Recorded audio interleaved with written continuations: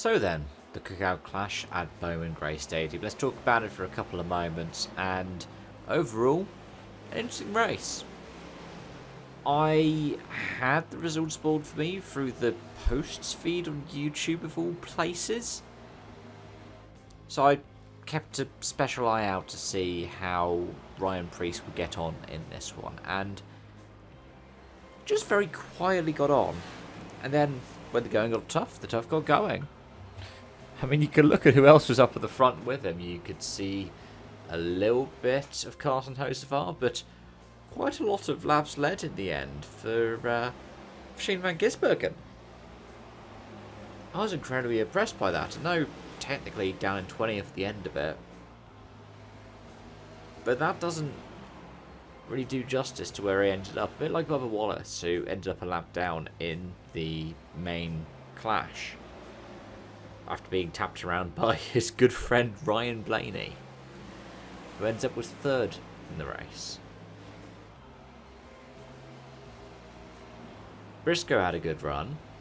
I mean, he also locked up, and that's what sent SVG down the order. But he did have a good run anyway. Suarez had a great run in the end, getting 4th place. Zilich made a good start. And yeah, when it came to the starting lineup, if you have a look at how the starting lineup was after qualifying, you have Larson and Byron up at the top, and then you have the 4 Gibbs cars, Ty Gibbs leading them. Granted, only 1,000 between himself and Chase Briscoe after the practice qualifying session, but it's a good run. And as for RFK, I mean, I know we didn't have Kozlowski there, and the number 6 was driven by Corey LaJoy, who went out to the last chance qualifier. But even then, LaJoy was just on the outside looking in, 3rd place, just behind Cindric and Berry, who are Penske Fords essentially. I know Wood brothers, but still kind of Penske.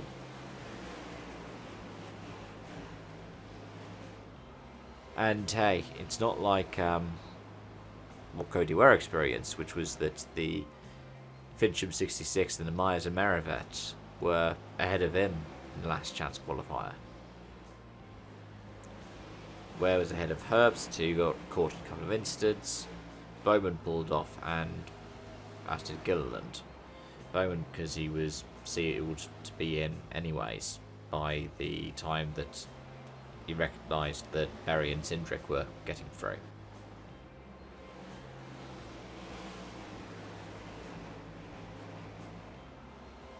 Overall, I'm glad they ran it. What was it, the 3rd coldest race in history?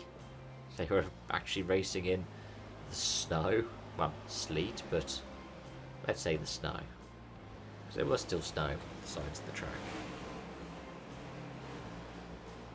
It's funny when you see how they have to pull out all the stops to prepare for it, because when you looked at the track jet dryers, you had ones that came from Pocono, ones that came from Martinsville. I mean, it's not quite pulling something that would be, you know, Auto Club, if Auto Club still existed, or Phoenix. But it was interesting to see those names there anyways. Speaking of interesting names to see, the switch to FS2 right at the end, because the Masked Singer was on. It's a bit of a shame, but it shows you where NASCAR's at in the ratings picture, right? That's the way it is. I enjoyed watching the clash. I'm looking forward to the 500 next week. That should present new stories, new dramas. And hey, possibly a new winner. Preece becomes the 3rd driver in NASCAR history, the 2 before him being Gordon and Hamlin, to have won the clash before winning a point scoring race. And granted, those clashes were what, Speed Weeks, Daytona?